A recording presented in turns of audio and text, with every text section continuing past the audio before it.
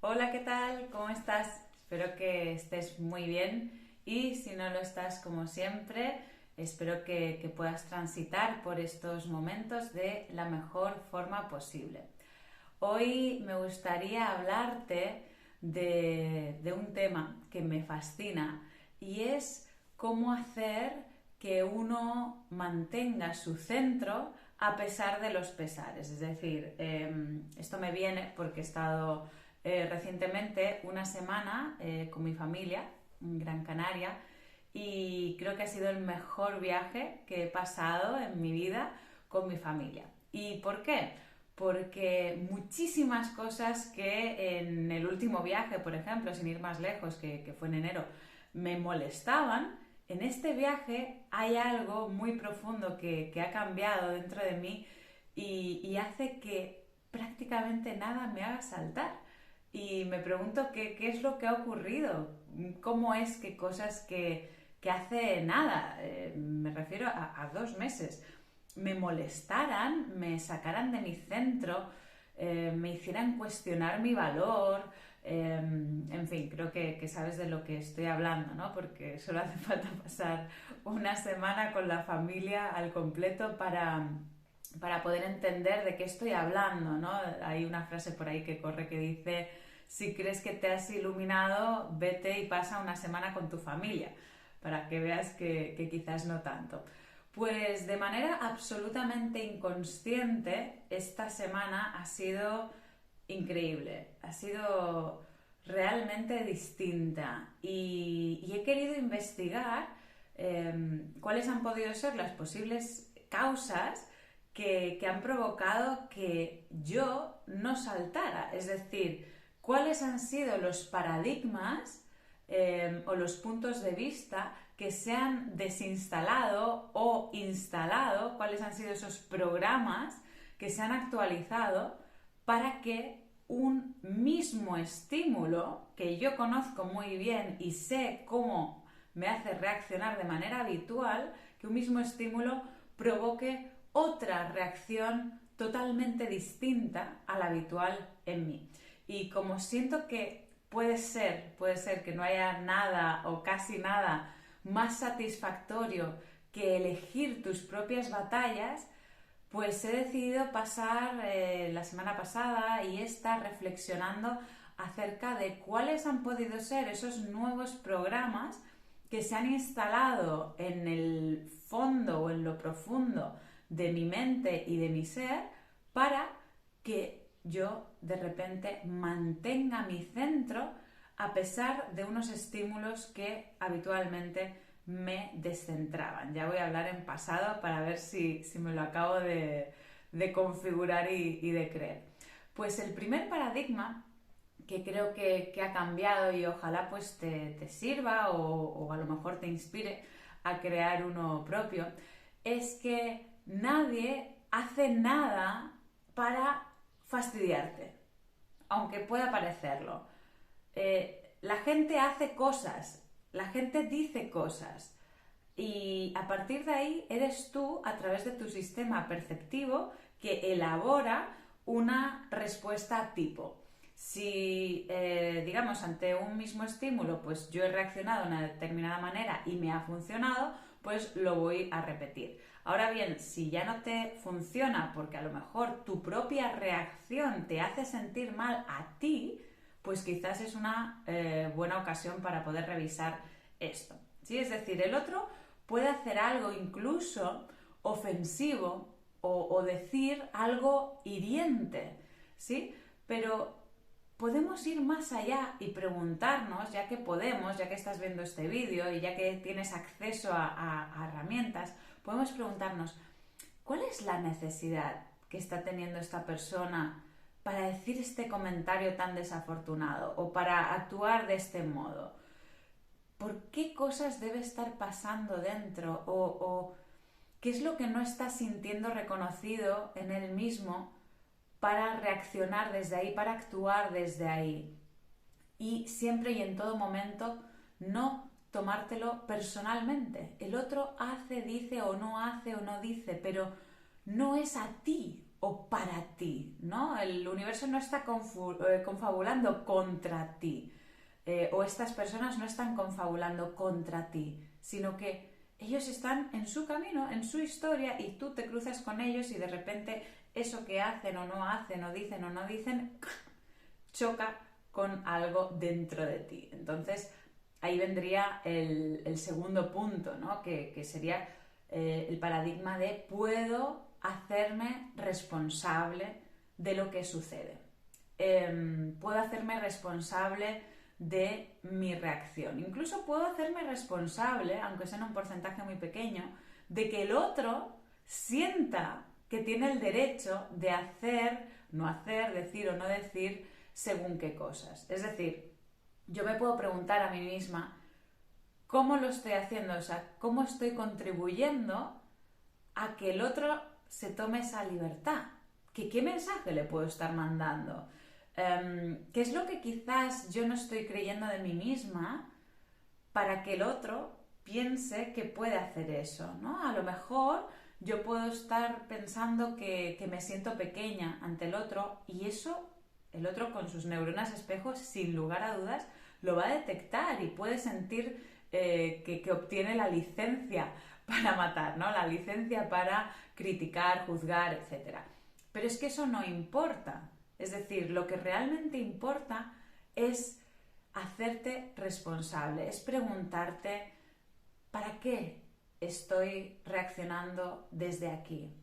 ¿Cuál es mi necesidad al reaccionar desde aquí? Si el otro, por ejemplo, dice algún comentario desafortunado de tipo, pues, yo qué sé, esto no te queda bien, o esto yo no lo haría nunca, no sé cómo puedes hacer eso, en fin, lo que sea, es igual, el otro tiene la libertad para hacer y deshacer lo que quiera.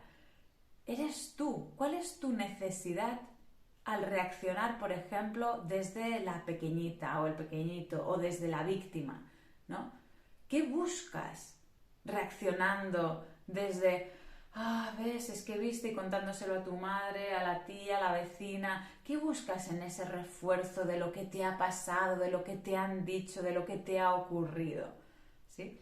Porque ahí, en ese proceso, estás perdiendo totalmente tu poder y tu capacidad y libertad de reaccionar como tú decides. Es decir, cuando tú le das mucho tiempo y mucha energía a algo que alguien te ha dicho o hecho, y le das mucho bombo, en realidad lo que estás haciendo es entregarle tus cuotas de poder. Y claro, quedándote tú sin esas cuotas de poder. Cuando le haces entrega a alguien de tus cuotas de poder, te quedas sin esas, al menos sin esas cuotas de poder.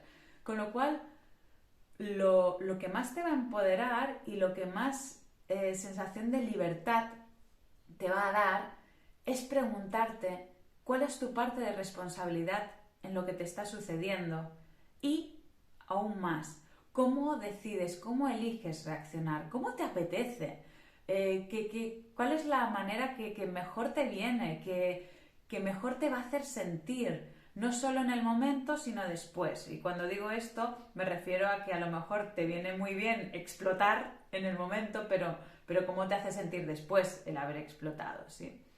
El tercer punto o tercer paradigma que siento que me ha liberado o me ha creado como una gran revelación, como si se me hubiera caído un antifaz o se me hubiera retirado un velo, es el hecho de entender, por fin, que después de tantos años de desarrollo personal parece mentira, ¿no? Pero hay veces que uno entiende las cosas en la cabeza, pero tarda un tiempo en entenderlas en el cuerpo o realmente integrarlas. No sé si me explico.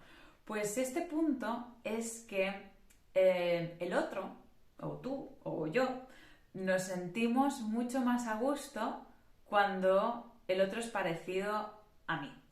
¿Y eso qué va a provocar? Que yo voy a pretender, querer, manipular, hacer, decir, actuar de tal forma que tú seas más parecido a mí. ¿Cómo lo voy a hacer? Pues a lo mejor te voy a juzgar, a lo mejor voy a criticar, a lo mejor me va a molestar muchísimo que actúes de manera diferente, Y todo esto porque mi neurología lo que quiere es sentirse cómoda.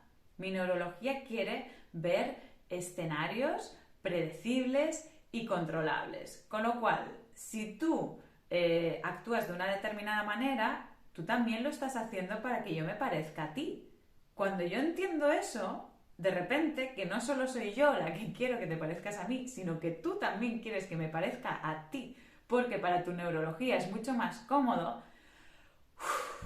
¡Qué alivio!, ¿no? Qué alivio pensar que es que no eres tú contra mí ni yo contra ti, ni un mapa mental contra el otro, sino que simplemente para nuestra neurología se siente más cómodo, más confortable, más a gustito cuando los escenarios son predecibles, controlables y parecidos, ¿sí?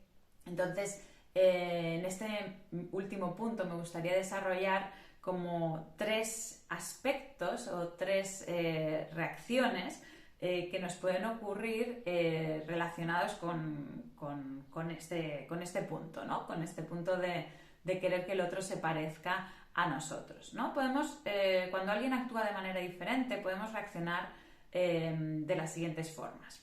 La primera, me molesta muchísimo que seas diferente a mí, porque lo que vas a hacer es que me vas a activar una especie de chirrío interior, no sé si esa palabra existe, me vas a hacer que algo chirríe en mí porque se desvela el polo opuesto. Por ejemplo, si yo soy muy control freak, es un ejemplo aleatorio, me puede molestar muchísimo que tú, por ejemplo, seas como muy relajada o relajado en cuanto al orden, o que seas un poco despiste, o que vayas un poco al día, etcétera. Y lo mismo a ti, si tú eres como muy del flow, igual a ti te molesta soberanamente que yo sea pues como muy toc, ¿vale? ¿Qué otros escenarios pueden ocurrir? Puede ocurrir también, curiosamente, que me moleste muchísimo de ti que seas muy parecida. Es decir, si yo soy controladora y tú también, podemos como competir por el puesto. De alguna manera nuestra neurología va a decir, hey, ojo, que ese puesto es mío, ¿vale? Entonces, en este escenario quiero que seas parecida a mí, pero controlarte yo a ti, ¿sí? Entonces, estas son las diferentes formas que que se pueden activar en nosotros ese deseo de querer que el otro sea igual. Y tenía un último punto. Sí, ya sé que otra cosa nos puede descentrar del otro, es observar en el otro aspectos que yo no me permito desarrollar. Por ejemplo, si a mí me da mucha vergüenza hablar en público o en reuniones sociales o profesionales, es igual, y yo veo que tú hablas muy bien en público, o por ejemplo, yo soy muy de pedir permiso, perdón, gracias, y veo que tú de repente arrasas con todo y no pides ni permiso, ni perdón, ni nada por el estilo, a mí esto me puede descentrar enormemente porque yo no me lo permito, porque me estás resaltando un aspecto de mí que yo no me permito. Entonces, entendiendo todo este universo, ¿no? Este universo de paradigmas, llego a la conclusión de que en el fondo, si pudiéramos ver al otro observando primero las semejanzas, podríamos crear como un punto de conexión inicial muy rico para después poder considerar las diferencias como puntos de partida de oportunidad de desarrollo. Es decir, si yo soy muy, repito, control freak, ejemplo aleatorio, y tú eres muy slow, pues quizás en vez de considerarlo como algo a criticar o algo a juzgar, puedo observar esa diferencia en ti y tomarlo como un punto para yo poder desarrollar ese área que no vive tan intensa en mí, ¿sí? Entonces, en resumen, para mí la conclusión sería conectarnos desde lo que nos une e inspirarnos por lo que nos distingue. Y creo que hasta aquí por hoy. Una última cosita que me hizo gracia el otro día escribiendo la palabra nosotros, me di cuenta que nosotros sin S es no otros. Así que por una sola letra, que es la S, hemos cambiado totalmente el significado de una palabra y no sé tú, pero yo prefiero quedarme con nosotros que con no a los otros. Es decir, vamos a procurar, o la invitación para hoy es que procuremos unirnos y inspirarnos. Muchísimas gracias por estar compartiendo tu tiempo y tu energía conmigo, que sé que es súper, súper valioso. Y me despido de ti por hoy. No sé en qué momento estarás observando este vídeo, pero si lo estás haciendo antes del 10 de mayo de 2022, te invito a inscribirte en mi webinar, en nuestro webinar de todo el equipo, cómo volver a empezar, que será el 10 de mayo a las 6:30. Vas a poder encontrar el link en mi Tablink si lo estás viendo desde Instagram. Si lo estás viendo desde cualquier otro lugar, pues puedes escribirme a info@anamerlino.com y te facilitaré el acceso al webinar gratuito.